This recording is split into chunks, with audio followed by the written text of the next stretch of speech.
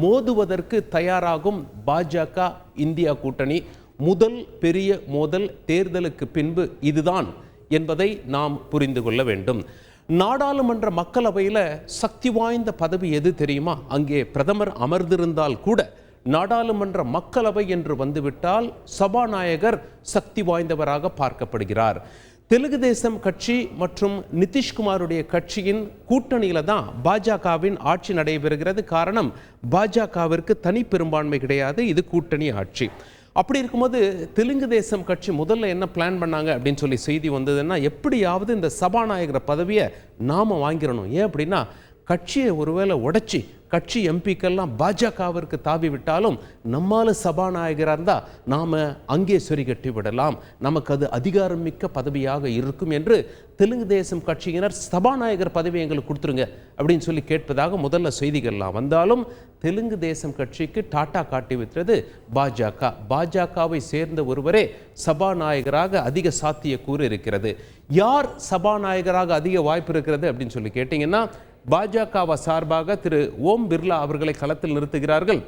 3 முறை எம்பியாக இருந்திருக்கார், ஒரு முறை ஏற்கனவே சபாநாயகராக முழு டேர்ம் இருந்து விட்டார் என்பது குறிப்பிடத்தக்கது. ராஜஸ்தானிலிருந்து இவர் எம்பியாக தேர்வு செய்யப்பட்டிருப்பது குறிப்பிடத்தக்கது. காங்கிரஸ் கட்சி சார்பாக திரு சுரேஷை முன்னிறுத்தி இருக்கிறார்கள். இந்தியா கூட்டணி சார்பாக இவர் 8 முறை எம்பியாக இருந்தது குறிப்பிடத்தக்கது. நாடாளுமன்றத்தில் இந்த மக்களவையில் ஒருவர் அதிக ஆண்டுகள் எம்பியாக இருந்தார் அப்படின்னு சொல்லி அந்த கேட்டகரியில் மூத்தவர் என்று பார்க்கும் பொழுது திரு சுரேஷ் அவர்கள் தான் 8 முறை எம்பியாக இவர் இருந்தது குறிப்பிடத்தக்கது.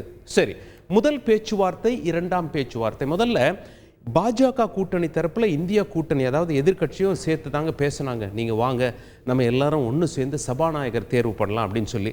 இந்தியா கூட்டணி எல்லாம் சொல்லிட்டாங்க, எல்லாம் சரி ஒன்று சேர்ந்து சபாநாயகர் தேர்வு செய்வோம், துணை சபாநாயகர் பதவியை எங்ககிட்ட கொடுத்துருங்க அப்படின்னு சொல்லி கேட்டாங்க. முதல் மீட்டிங் யார் யாருக்கு நடைபெற்றது என்றால், பாஜக சார்பாக பாதுகாப்புத்துறை அமைச்சர் ராஜ்நாத் சிங் இருந்தார், நாடாளுமன்ற விவகாரத்துறை அமைச்சர் கிரண் ரிஜிஜு இருந்தார். இந்தியா கூட்டணி சார்பாக காங்கிரஸ் கட்சியின் தலைவர் மல்லிகார்ஜுன கார்கே இருந்தார். சரி, நாங்கள் பேசிட்டு சொல்கிறோம் அப்படின்னு சொல்லி சொல்லப்பட்டதாக சொல்லப்படுகிறது. எப்படியும் இந்தியா கூட்டணிக்கு தெரிந்து விட்டது, நமக்கு துணை சபாநாயகர் பதவி தரமாட்டாங்க அப்படின்னு சொல்லி மீண்டும் ராஜ்நாத் சிங் அவர்களிடமிருந்து இந்தியா கூட்டணிக்கு அழைப்பு வந்தது. ஆனால் இம்முறை மல்லிகார்ஜுன கார்கே செல்லவில்லை. மாறாக திமுகவின் முக்கிய தலைவர் டிஆர் பாலு அவர்களும் காங்கிரஸ் கட்சியின் முக்கிய தலைவர் கேசி வேணுகோபால் 2 பேர் போயிருக்காங்க. அவங்க என்ன சொல்லியிருக்காங்க அப்படின்னா, நீங்கள் துணைத் தலைவர் பதவியை, அதாவது துணை சபாநாயகர் பதவி எங்களுக்கு தான் அப்படின்னு சொல்லி நீங்கள் உறுதி செஞ்சிட்டிங்கன்னா சபாநாயகர் பதவியில் ஒருமித்த கருத்தாக இருக்கும், நாங்கள் எல்லாருமே உங்களை ஆதரிக்கிறோம் அப்படின்னு சொல்லியிருக்காங்க. பாரம்பரியப்படி எங்களுக்கு நீங்கள் துணை சபாநாயகர் பதவியை விட்டு கொடுத்துருங்க அப்படின்னு சொல்லி பாஜக இதற்கு உடன்படவில்லை என்று தெரிகிறது. உடனே காங்கிரஸ் கட்சியும், அதாவது இந்தியா கூட்டணியும் ஒரு வேட்பாளர் போட்டிருக்காங்க. நாளை காலை 11 மணிக்கு நாடாளுமன்ற மக்களவையில் இந்த தேர்தலானது நடைபெறுகிறது. போட்டியில் வெல்லப்போவது யார் என்று உங்கள் மனசில் ஒரு கேள்வி இருந்தால், சபாநாயகர் தேர்தலை பொறுத்த வரைக்கும் பாதிக்கும் ஒன்று மேலே, எப்படி தேர்தலில் மொத்த சீட்டில் பாதிக்கும் ஒன்று மேலே கையில் வைத்திருந்தால் ஆட்சி செய்யலாமோ அதே போல்தான் சபாநாயகர் தேர்தலும். மொத்த சீட்டு மக்களவையில் 543 என்றாலும் நாம் ஏன் 542 போட்டிருக்கோம்? ராகுல் காந்தி தன்னுடைய ஒரு தொகுதியின் எம்பி பதவியை ராஜினாமா செய்து விட்டார். வயநாடு தொகுதி எம்பி பதவியை ராஜினாமா செய்து விட்டார். ரே பரேலியை தக்க வைத்து கொண்டார். அதனால தான் நாம் இங்கே 1 குறைச்சிட்டோம், 542. இதில் 271 எடுத்தாலே போதும் சபாநாயகர் பதவிக்கு தேர்வாகி விடலாம். பாஜக கூட்டணிக்கு 293 இருக்காங்க, தேவைக்கு மேலே 22 இருக்காங்க. இந்தியா கூட்டணிக்கு 233 மட்டும்தான் இருக்காங்க. இதனால் சபாநாயகர் பதவியை அடைவதற்கு பாஜக கூட்டணிக்கு பிரகாசமான வாய்ப்பு இருப்பது நமக்கு தெரிகிறது. அது மட்டும் இல்லை, நாளைக்கு வேற எந்த தகவல்லாம் தெரியும் அப்படின்னு சொல்லி கேட்டிங்கன்னா, இரு கூட்டணியிலும் அதிருப்தி எம்பிக்கள் யார் யாருன்னு தெரிய வந்துடும்.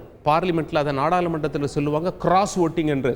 இந்த கட்சியை சேர்ந்தவராக இருப்பார், அந்த கட்சி வேட்பாளரை ஆதரித்து விடுவார். இதுபோல் ஏதாவது நடக்கிறதா? யாராவது அதிருப்தியில் இருக்கிறார்களா? சொந்த கட்சிக்கே எதிராக வாக்களிக்கிறார்களா என்பதையும் நாம் பார்க்க வேண்டியிருக்கும். நாளை காலை தெரிந்துவிடும்.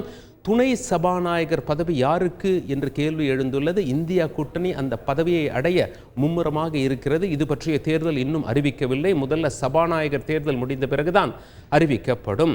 மக்களவையை பொறுத்த வரைக்கும் அதாவது பாஜகவுடைய 2வது டேர்ம் 2019 2024 வரைக்கும் மக்களவையை பொறுத்தவரை துணை சபாநாயகர் பதவி யாருக்கும் வழங்கப்படவில்லை. நாடாளுமன்ற மக்களவையின் கடைசி துணை சபாநாயகர் யார் என்றால் திரு தம்பிதுரை அவர்கள். அவர்தான் துணை சபாநாயகராக 2014 2019 வரைக்கும் பதவி வகித்தார். அது மட்டும் இல்லை, எம்ஜிஆர் அவர்கள் முதலமைச்சராக இருக்கும் பொழுதும் நாடாளுமன்றத்தில் இதே பதவியை அவர் வகித்திருப்பது குறிப்பிடத்தக்கது.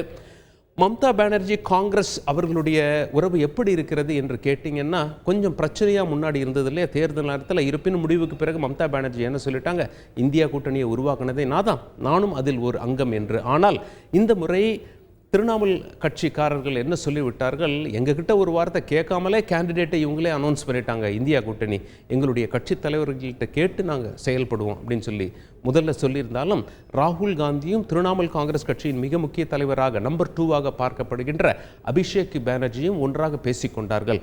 பிரச்சனை பெரிதாக விடவில்லை. இருப்பினும் இருவரும் கூட்டணியில் இருப்பதாகவே எங்களுக்கு தெரிகிறது என நாடாளுமன்ற வட்டாரங்கள் தெரிவித்திருப்பது குறிப்பிடத்தக்கது. சபாநாயகர் தேர்தலை பொறுத்தவரை பாஜக கட்சியின் ஓம் பிர்லா ஏற்கனவே சபாநாயகராக இருந்திருக்கார்.